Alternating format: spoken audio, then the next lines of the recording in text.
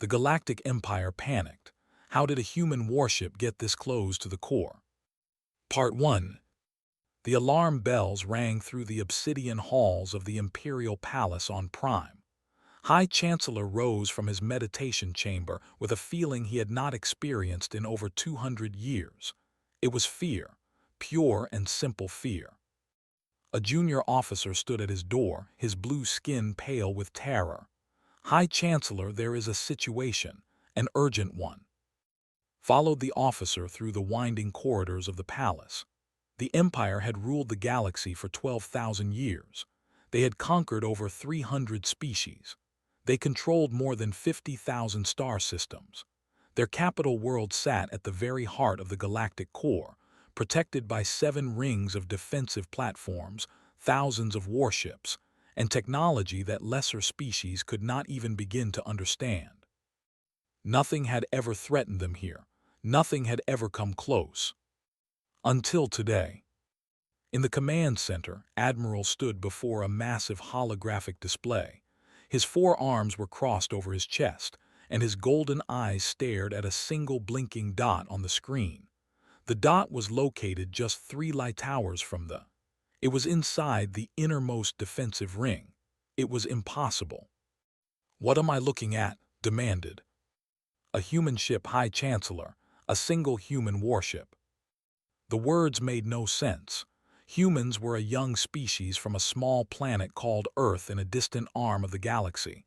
They had only achieved faster-than-light travel 50 years ago. They were primitive. They were weak. They were nothing. "How did it get there?" asked. Admiral shook his head slowly. "We do not know. There was no hyperspace signature, no jump gate activation, no warning of any kind. The ship simply appeared on our sensors."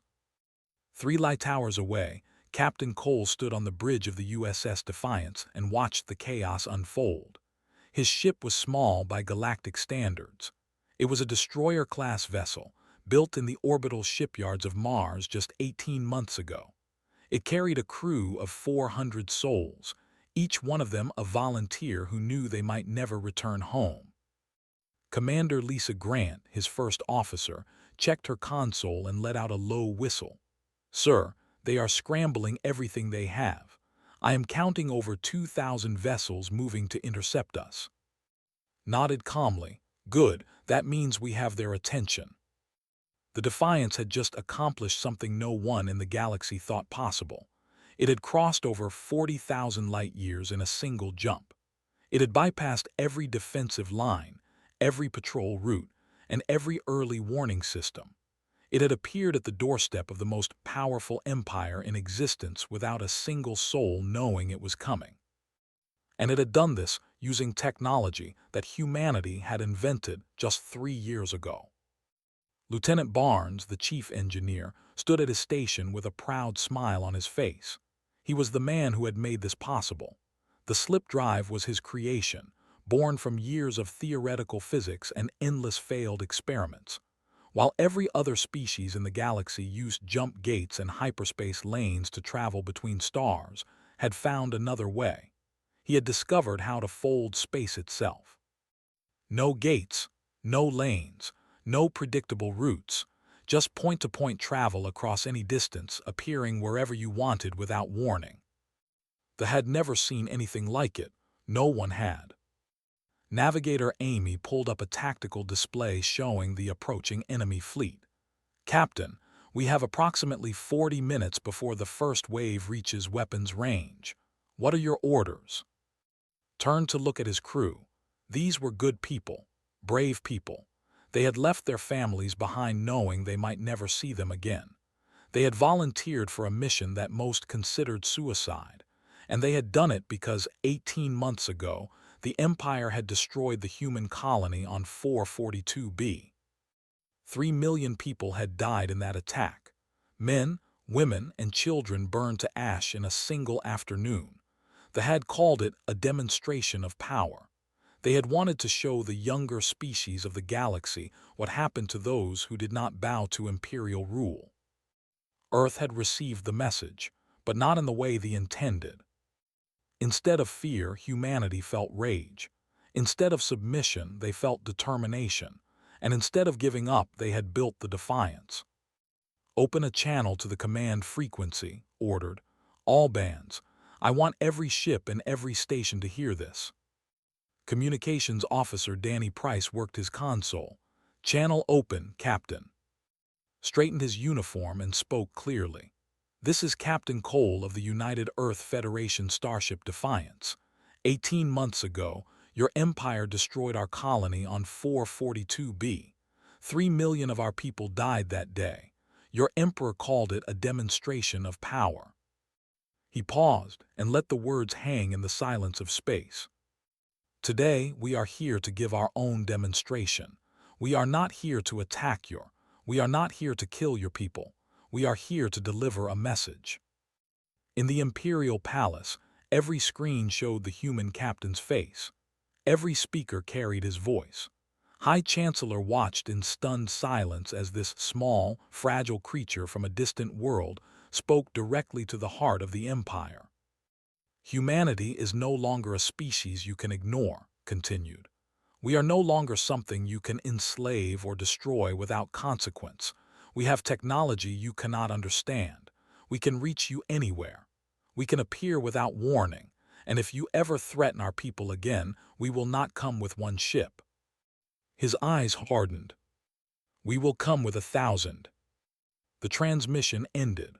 On the bridge of the Defiance, the crew sat in tense silence. They had just poked the most dangerous predator in the galaxy. They had walked into its den and slapped it across the face. Now they had to get out alive. Shaw, the weapons officer, reported from his station. "Captain, enemy vessels are increasing speed. They really want to catch us." Smiled, "Let them try." He looked at Barnes. "How soon can we jump?" Checked his readings. "The slip drive is fully charged. We can leave whenever you give the order." Commander Lisa Grant shook her head in amazement. "I still cannot believe we actually did this. We are at the center of the galaxy. We are 3 light towers from and they have no idea how we got here." Nodded slowly. "That is the point. They have ruled this galaxy through fear for 12,000 years. Today, we showed them what fear feels like." The enemy fleet grew closer on the display. 2,000 warships, each one larger than the Defiance, each one carrying enough firepower to reduce a planet to rubble. They were coming fast, desperate to capture or destroy the tiny human vessel that had humiliated their entire civilization. But they would never reach it. "All hands," announced over the shipwide intercom, "prepare for slip jump. We are going home." Galactic Empire panicked. How did a human warship get this close to the core? Part 2. The War Council gathered in the Obsidian Tower that overlooked the capital city of Prime. 12 admirals sat around the curved table, each one commanding a fleet of hundreds of warships. They were the most powerful military leaders in the galaxy. They had crushed rebellions, conquered empires, and brought entire species to extinction. And right now, they looked like frightened children. High Chancellor stood at the head of the table with his hands clasped behind his back. His normally calm face showed cracks of anger and confusion. "Explain to me how this happened. One ship, one small human ship. How did it bypass our entire defensive network?" Admiral, the eldest among them, spoke first. "We have reviewed every sensor log and every patrol report. There is no explanation. The vessel did not use hyperspace. It did not come through any known jump gate. It simply appeared inside our innermost ring as if it had always been there." Admiral, the youngest council member, slammed her fist on the table. "That is impossible. Ships cannot appear from nowhere. There must be a new hyperspace route we do not know about. Perhaps a hidden jump gate somewhere in our territory." "We have searched," replied wearily. "We have found nothing." Began to pace. "The humans, what do we know about them?" Intelligence Director stepped forward from the shadows. She was thin and pale, with eyes that seemed to see through walls. She had spent her career studying the lesser species of the galaxy, cataloging their weaknesses and predicting their behavior. Humans are a young species, she began. They come from a small planet called Earth in a distant arm of the galaxy. They achieved faster-than-light travel approximately 50 years ago using technology they acquired from the. We classified them as a minor species with limited potential. Obviously that classification was wrong, said coldly. Nodded, yes, High Chancellor, we underestimated them. There has been at war for most of their recorded history. They evolved in constant conflict. While we spent building our empire, they spent learning how to fight against impossible odds. Far across the galaxy, the USS Defiance emerged from its slip jump just outside the orbit of Neptune. The crew let out a collective breath they had been holding since leaving space. They were home. They were alive. Captain Cole leaned back in his command chair and allowed himself a moment of relief. Status report.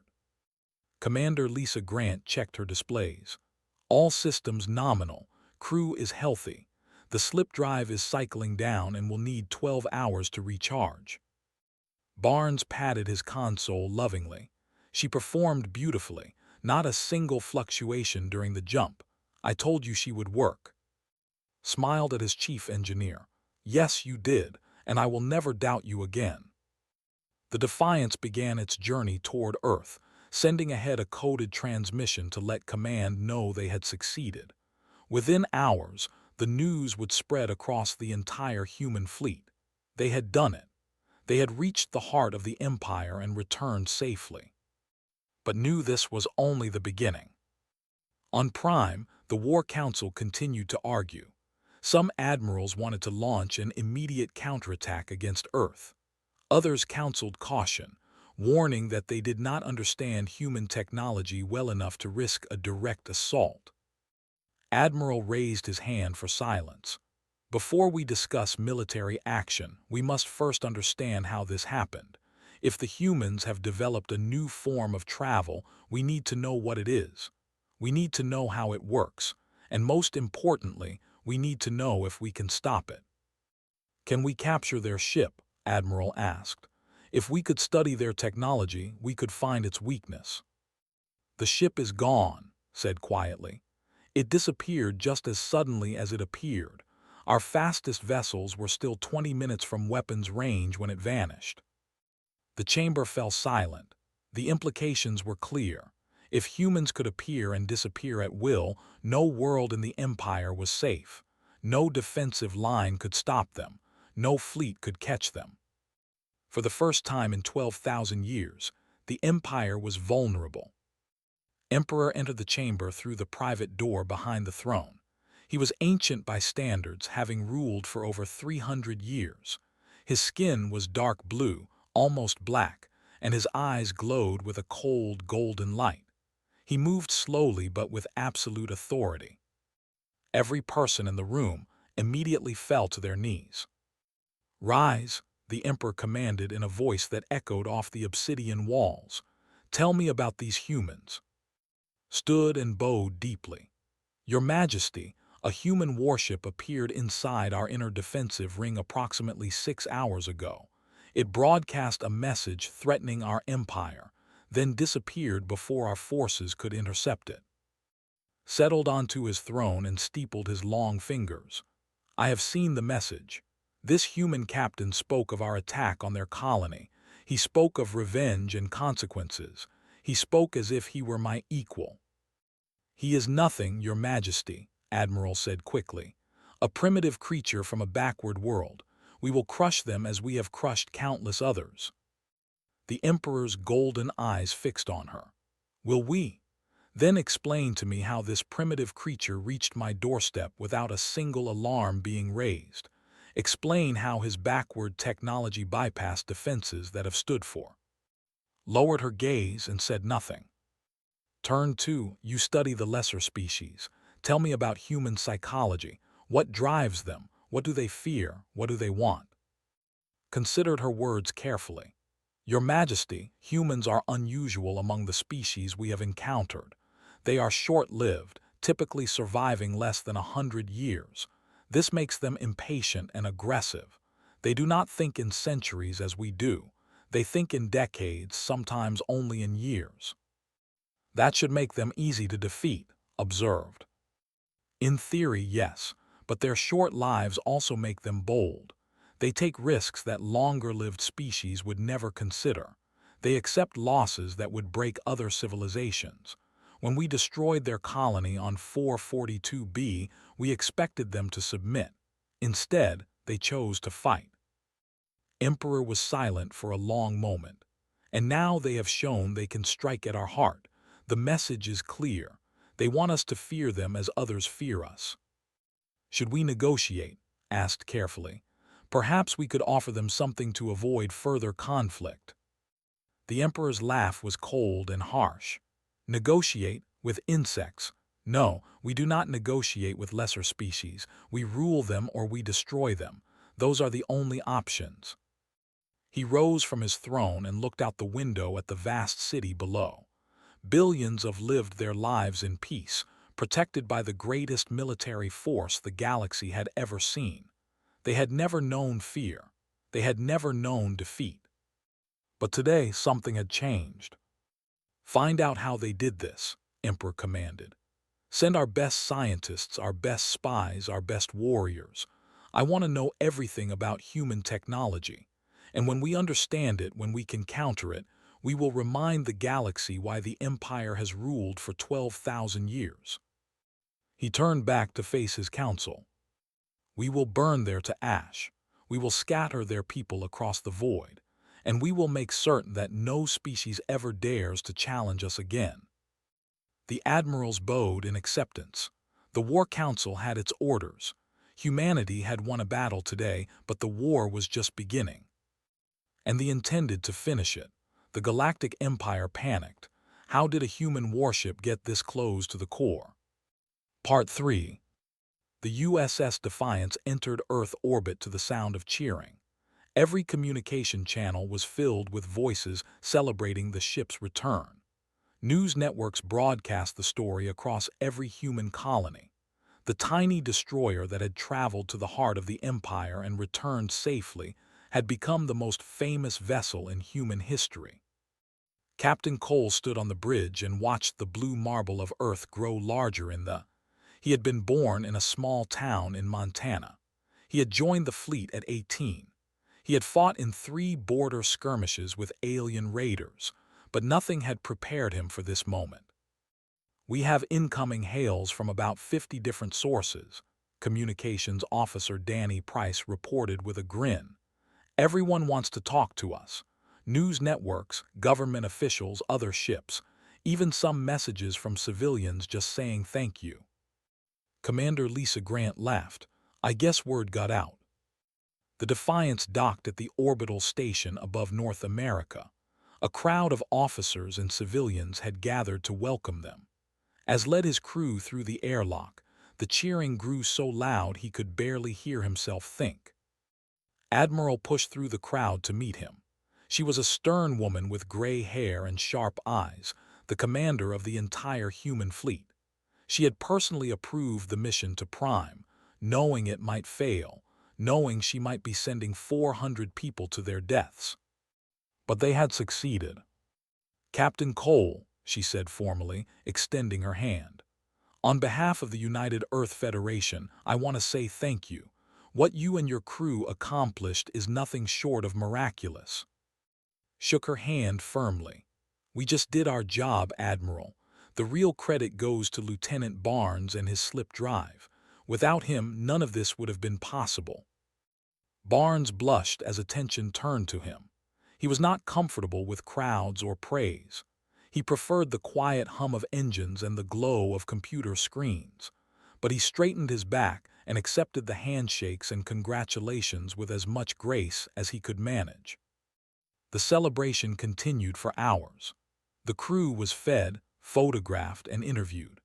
They told their stories over and over again, describing what it felt like to appear in the heart of enemy territory, to see 2,000 warships scrambling to intercept them, to escape before a single shot could be fired.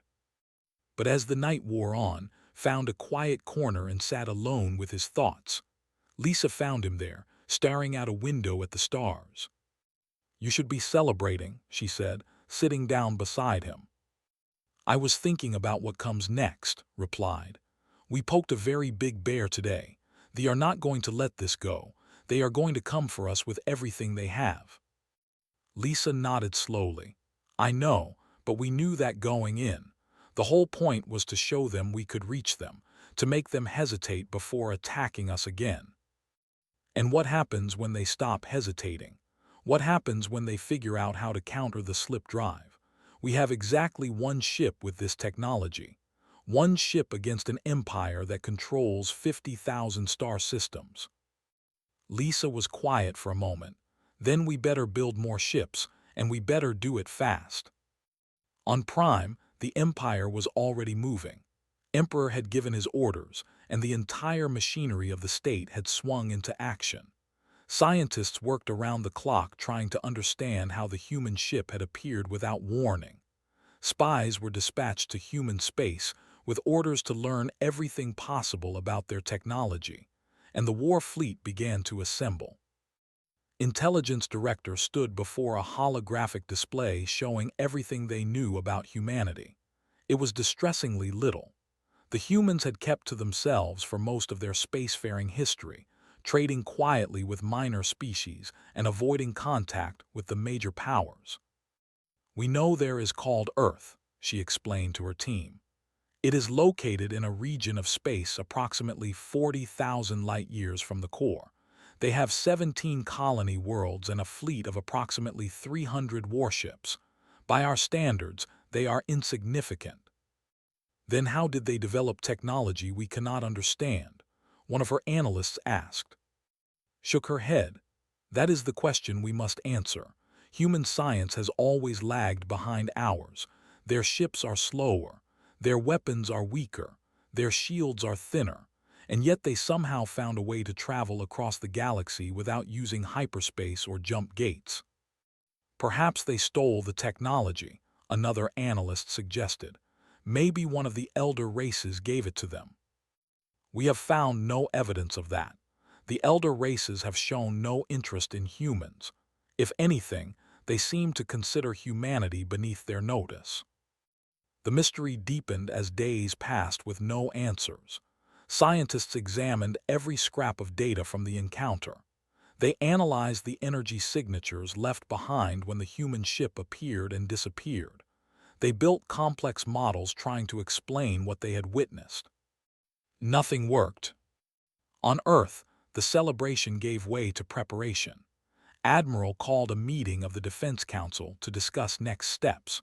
The room was filled with the most important military and political leaders of the United Earth Federation. "The will retaliate," stated bluntly. "We need to be ready for them." General Green, commander of ground forces, spoke up. "How long do we have?" "Unknown. It will take their fleet months to reach us using conventional hyperspace travel, but we cannot assume they will come directly. They may try to isolate us first, cut off our colonies, destroy our supply lines." Councilwoman Helen Park raised her hand. "What about the slip drive? Can we build more ships with this technology?" Looked at Barnes, who had been invited to attend as a technical advisor. He cleared his throat nervously. "The slip drive works," he said carefully, "but it is not easy to build. Each drive requires rare materials that are difficult to obtain. The manufacturing process is complex and time-consuming. With our current resources, we could build maybe 20 drives in the next year." 20 ships against an empire of thousands, General Green muttered. "Those are not good odds." Cole stood up from his seat. "The odds do not matter. What matters is how we use what we have. They have never faced an enemy they could not see coming. They have never fought a war where the battlefield could change in an instant. That is our advantage." He walked to the display and called up a map of the galaxy. "Their empire is spread across 50,000 systems. They cannot defend all of them at once. With even 20 ships, we could strike anywhere, anytime. We could hit their supply depots, their shipyards, their communication relays. We could make them so paranoid about where we might appear that they will have to pull their forces back to protect their core worlds." Admiral studied the map. A guerrilla war against a galactic empire. It has never been done before. Then we will be the first, said simply. We did not start this fight, but we will finish it. The council debated for hours, but in the end they agreed. Earth would not wait for the to attack. They would take the fight to the enemy, using their one technological advantage to make up for their lack of numbers. The construction of the Ghost Fleet began the very next day. The Galactic Empire panicked. How did a human warship get this close to the core? Part 4. 6 months had passed since the Defiance mission. The galaxy was changing in ways no one had expected. On the planet of the Coalition, Ambassador Rachel Porter sat across the table from 3 alien leaders. They were tall and slender, with pale skin and large, dark eyes. They had been conquered by the Empire over 2,000 years ago. They had lived as subjects ever since, paying tribute, providing soldiers, and bowing to their masters. But now they wanted to talk about rebellion. We have watched what your people did, said Elder, the eldest of the leaders. You went to the heart of the Empire, you spoke to them as equals, and you escaped unharmed. Rachel nodded carefully. We wanted to send a message. They are not invincible, they can be reached, they can be challenged. For thousands of years, we believed resistance was impossible, Elder continued. The Empire was too strong, too vast, too powerful. Any species that them was crushed. We learned to accept our place as subjects because we saw no alternative. And now, Rachel asked. The Elder's dark eyes gleamed with something Rachel recognized. It was hope. Now we see that there is another way. If humans can strike at the core and survive, perhaps we can strike as well. Perhaps the chains that have bound us for so long can finally be broken. Across the galaxy, similar conversations were happening on dozens of worlds. The news of the Defiance mission had spread like fire through dry grass. Subject species who had lived in fear for generations were suddenly asking questions they had never dared to ask before. What if the Empire could be defeated? What if freedom was possible? They noticed the change immediately. Intelligence Director presented her findings to the War Council with growing concern. We are seeing increased unrest across 17 sectors, she reported. They are holding secret meetings. They have stopped paying tribute. 3 minor species have openly refused to provide conscripts for our military. High Chancellor slammed his fist on the table. This is the work of the humans. They have not just embarrassed us. They have inspired our subjects to question our rule. Admiral nodded grimly. We should have destroyed Earth decades ago when they first achieved space travel. We dismissed them as too weak to matter. That was a mistake. A mistake we will correct, Emperor said from his throne. The war fleet is nearly assembled. Within 3 months, we will have over 10,000 ships ready to march on human space. The humans may have more ships with their new technology by then, warned. Our spies report they are building rapidly. If they can field even 100 vessels with this slip drive, they could cause significant damage to our forces. The Emperor's golden eyes narrowed. Then we must strike before they are ready, accelerate the timetable. I want the fleet moving in 6 weeks. On Earth, the Ghost Fleet was taking shape. 20 ships now sat in orbit around Mars, each one equipped with a working slip drive. They were not large vessels. The technology required too much power and too many rare materials to fit into anything bigger than a destroyer or light cruiser. But they were fast, maneuverable, and most importantly, impossible to track. Captain Cole stood in the hangar bay of the newly completed USS Horizon, a heavy cruiser that would serve as his new command. The ship was twice the size of the Defiance, carrying 800 crew members and significantly more firepower. Commander Lisa Grant walked up beside him, in hand. Final crew assignments are complete. We have recruited the best people from across the fleet. Every one of them volunteered knowing the risks. Looked around at the busy hangar. Engineers were running final checks on shuttlecraft. Technicians were calibrating weapon systems. Crew members were storing supplies and equipment. Everyone moved with purpose and determination. "How is doing with the new drive?" asked. "He says it is his best work yet. Improved efficiency, faster recharge times, and greater range. He estimates we can make 3 jumps before needing a full maintenance cycle."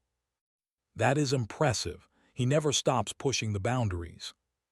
Barnes had become the most important person in the human fleet. His genius had given humanity its only real weapon against the Empire. Without the slip drive, they would have no chance. With it, they at least had hope. Dr. Laura, the chief medical officer, approached with a concerned expression. "Captain, I need to speak with you about crew readiness." "What is the problem?" "No problem exactly, but I want you to understand what we are asking of these people. The slip drive puts enormous stress on the human body. Headaches, nausea, disorientation. With repeated jumps, the effects accumulate. We need to be careful not to push our crews too hard." Nodded seriously. "I appreciate the warning, Doctor. We will rotate crews as much as possible. No one should have to make more than 2 consecutive missions without rest." The weeks passed quickly as the Ghost Fleet prepared for its first coordinated operation. Intelligence had identified a major supply depot on the edge of the Empire, a station that provided fuel and provisions for hundreds of warships. Destroying it would not win the war, but it would send a clear message. Admiral briefed the captains personally. "This is not about glory or revenge. This is about proving a concept. We need to show the galaxy that we can strike anywhere and escape before they can respond. If we succeed, other species will join us. If we fail, we may not get another chance." Stood among his fellow captains, 20 men and women who had volunteered to lead the most dangerous missions in human history. They came from different backgrounds and different parts of Earth. Some were veterans of decades of service. Others were young officers who had risen quickly through the ranks, but they all shared one thing in common. They refused to surrender. The day before the mission launched, visited the memorial wall at Fleet Headquarters. It was a simple structure, a long wall of black stone engraved with the names of every human who had died in space. Near the end, a new section had been added. 3 million names, all victims of the 442B massacre. He stood before that section for a long time, reading names at random. Ordinary names of ordinary people who had simply wanted to build new lives on a distant world. Farmers, teachers, doctors, children, all gone in a single afternoon because they wanted to demonstrate their power. Lisa found him there, just as she had found him on the station after their return from Prime. "Thinking about them?" she asked quietly. "Always. That is why we fight. Not for glory, not for territory. We fight so this never happens again." Lisa took his hand. "Then let us make sure it does not." They walked back to the horizon together, ready to begin the next chapter of humanity's war against the stars. The Ghost Fleet launched at midnight, 20 ships vanishing into the void without a trace. They would never see them coming. The Galactic Empire panicked. How did a human warship get this close to the core? Part 5. The supply depot exploded in a brilliant flash of light visible from 3 star systems away.